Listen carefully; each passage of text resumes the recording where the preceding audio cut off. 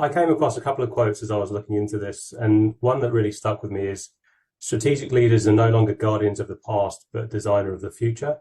And it's one that I really liked. It was when you think about strategic leadership, how do we actually help drive the business going forwards as finance leaders? So driving decisions with data, enabling business transformation, and having an eye on the world that we live in today with things like AI. We've got to be adaptable to change. So from my perspective, strategic leadership is opening up that conversation and being aware of the environment that we now operate in and pivoting the business towards the world we work in, which is definitely digital transformation.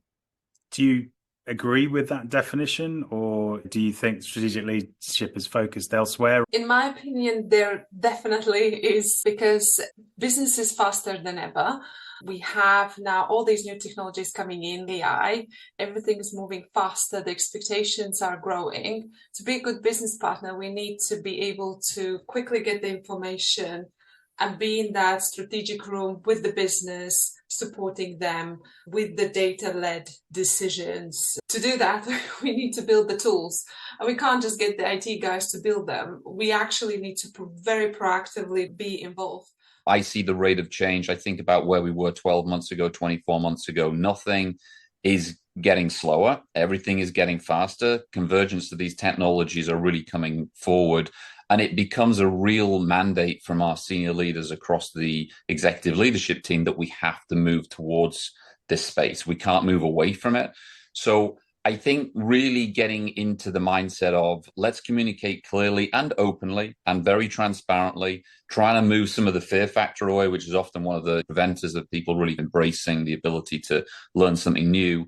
It's really important to embed yourself within the business and make sure you understand what they're talking about, what their KPIs are, what's driving them.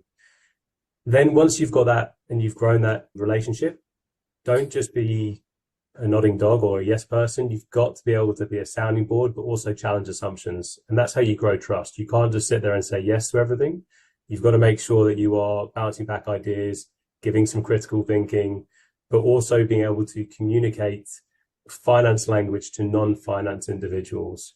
And that's almost like having to learn a second language sometimes. I talk in Excel all day, every day with my team, but actually you've got to be able to talk to individuals and understand the way that they understand things to try and make sure you can take them on the journey. From a system perspective, you want to be generating insights, not reports. So taking that data and making sure that we're utilizing it in the right way. It's all very well and good just producing the information month after month, but what does it really mean? And as a finance business partner, you need to bring that back and really understand the business model you're working with, the core KPIs of the section of the business or the business you're working with, and then the industry trends that relates to. So it's using the data that these systems are producing and making it relevant to the stakeholders you're working with. Excellent.